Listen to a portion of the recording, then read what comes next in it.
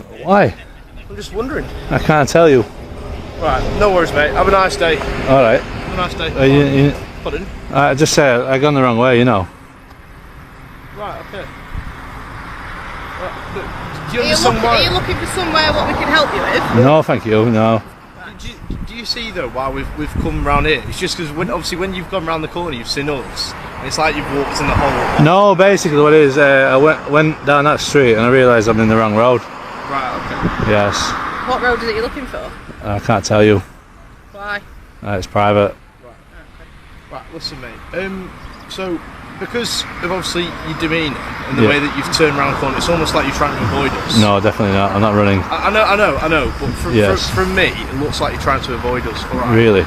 It did do, yeah. No, definitely not. So look, that's my grounds. So under Section 23 of the Misuse of Drugs Act, I'm going to detain you for the purpose of search. From the moment this video begins, you can already feel the tension brewing. An ordinary man, camera in hand, strolling through a quiet Blackpool neighborhood, and in a matter of seconds he's transformed from citizen to suspect. What happens next is a masterclass in how easily reasonable suspicion can morph into unreasonable harassment. The officers claim he's acting suspiciously, but watch closely. What's their evidence? A glance? A change in direction? This case will expose the razor-thin line between lawful policing and overreach. As you watch, pay attention to how the auditor handles the situation. Calm, clear, and fully aware of his rights. Meanwhile, the officers fumble between excuses, from "you turned around" to "it's a high drug use area." But here's the twist. None of those reasons actually meet the legal threshold for a lawful stop under Section 23 of the Misuse of Drugs Act 1971. Stay tuned, because by the end of this breakdown, you'll see exactly how this so-called routine check spirals into a legal minefield, and why it's being talked about as one of the most blatant examples of abuse of search powers caught. Sorry, I misheard that. You're gonna what? Sorry. Alright. So my name's PC Cliff. Yeah. Alright, I'm based at Blackpool Police Station. Yeah. So my grounds for this search under Section. Oh, you're gonna search me? Yeah, under Section. Really? 23, yeah. Really? Just hear me out. I'm going to explain to you. Just hear me out, because I'm going to explain to you. Alright. Yeah. So my grounds are, when we walk round that corner. Yeah. You've seen us, and then you've turned around and you've walked back in the whole complete opposite direction. Okay. That define the entire encounter. The auditor gives a perfectly rational response. I went the wrong way. But instead of accepting that, the officer doubles down, prying into personal details. Where are you going? What's your name? Here's the thing, there's no law requiring you to tell police where you're headed if you haven't committed an offense. This is where professional curiosity turns into personal intrusion. When officers use authority not to investigate crime but to fish for justification, the interaction shifts from lawful policing to intimidation. What we're seeing here is not community safety. Said is obviously because I've already told you this 3 times now. Yes. You've seen us. You've turned around. You've gone the whole opposite way. I've tried to interact with you, and you've carried on walking. I couldn't hear you. I said I can't hear you. I know. But when we've come closest, when my colleagues asked you, you said you've turned around the wrong street. We've asked you what street it is, and you said you can't remember. So obviously that gives me grounds to believe that you might be carrying. Now here's the real kicker. Seconds earlier, the officer says, "No worries, have a nice day."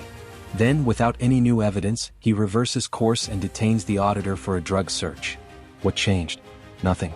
This is a textbook example of confirmation bias. Deciding someone must be guilty, then working backward to justify it. Turning down the wrong street doesn't equal criminal intent, but in this moment, the officer treats it like an open confession. Watch closely as the power dynamic shifts. Calm reasoning on one side, defensive overreach on the other. It's policing driven by perception. I am, because it's a high drug use area. Okay. So you just because I've gone down the wrong street, you're saying that I might be carrying drugs? No, not just that. It's the whole demeanour. All right. What? So I look chill, right? That gives me grounds to search you. You just put your phone down, take your hands out your pocket, mate. You're not in any trouble. All right.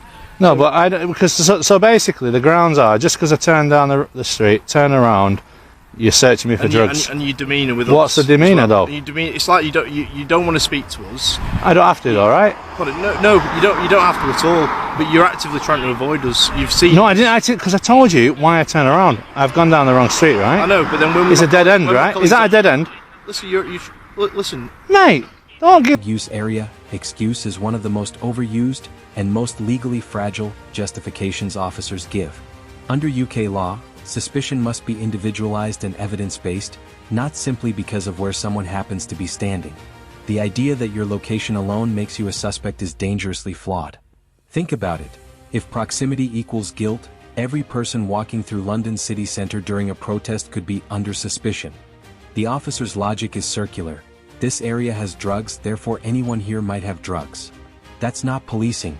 That's profiling dressed up. My name is PC5379 Cliff. I'm based at Blackpool Police Station. Yes. Alright. I've given my grounds to search 3 times now. And you've said just because I went down the street and turned around when I seen you, that's grounds for a drug search. Not just that, we're going in circles now. We're not going in circles. I want to establish these grounds. Right, I'm going to search. Oh, you can search. Have you got anything on you which nothing, honestly. Nothing. I can tell you, I've no sharps, no nothing. It's fine. Right, yeah. Don't worry. Can you give me a copy of the search today? By all means, I think I've got a printer in my car. So, yeah. Well, you can go to the station, it'll be ready for you. I don't do drugs, my friend.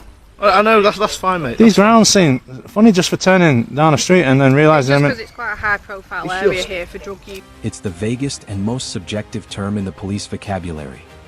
Here, the officer literally says, "It's like you don't want to talk to us." But refusing conversation isn't suspicious, it's a right. The contradiction is glaring. He admits the auditor isn't obligated to speak, yet uses silence as suspicion. That's a trap no citizen should fall into. This isn't about demeanor, it's about dominance. When an officer resorts to body language as justification, it's often because there's no real evidence to lean on. The auditor's calm resistance exposes the weakness of their entire... Yeah, but I don't expect to be turned over, just because the area is that way. No, I know, but because it's a high crime drug area and they do quite a lot of drug dealing in this area, yeah. We've seen you've seen us, you've actively turned away from us, we've tried to stop you 3 times and you carried on walking in. No, I said I can't hear you. Which is fair enough, but we shouted you several times. If you've not got anything on you, that's absolutely fine. But that's it, you're not in any trouble. No, but this search is going against my... Like, you just touched my buttock, right? I'm searching you. Yeah, but I don't want you to touch my buttock. Right, have you got anything in your back pockets? Nothing whatsoever. I'd have emptied my pockets for you. That's fine. Right, that search is negative. Yeah. Right, so In the cycle of circular reasoning, you turned away, that's suspicious. Why? Because it's a suspicious area. See the loop? Nothing new is being added, only recycled logic. This is what happens when police decisions start from assumption instead of observation. The auditor points out the obvious: he walked down the wrong street, realized, and turned back. Yet the officer interprets that as avoidance. It's the equivalent of saying, "You blinked, therefore you're hiding something." By this point, even viewers can feel the desperation. The search has become about saving face, not finding facts. Yeah, because I don't think the grounds was right then what you just did. that's fair enough. That's fair. I've told you my grounds.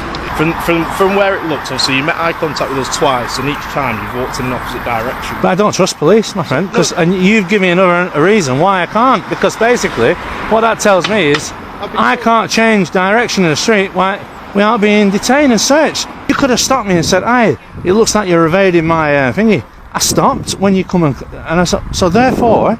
There it is. After all the build-up, the accusations, and the pseudo-legal justifications, nothing.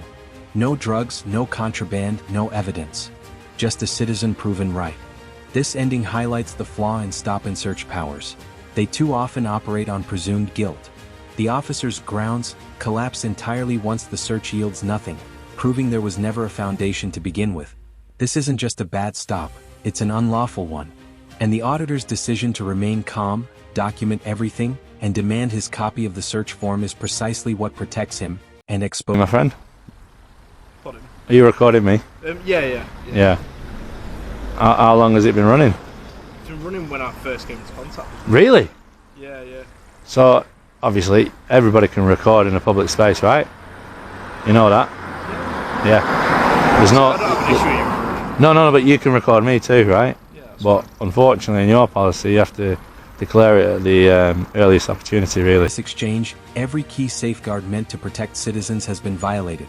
Lack of reasonable suspicion, failure to declare a body-worn camera, and inconsistent explanations for detention. The auditor not only stood his ground but also laid the groundwork for a legitimate civil claim, and rightfully so. Cases like this show why documentation, cameras, and awareness of your rights matter more than ever. So, what do you think? Was this just overzealous policing or a clear abuse of power? If you found this case as shocking as we did, hit that like button, share your thoughts in the comments, and subscribe for more jaw-dropping breakdowns of real-world legal encounters. Stay sharp, stay informed, and as always, keep those cameras rolling.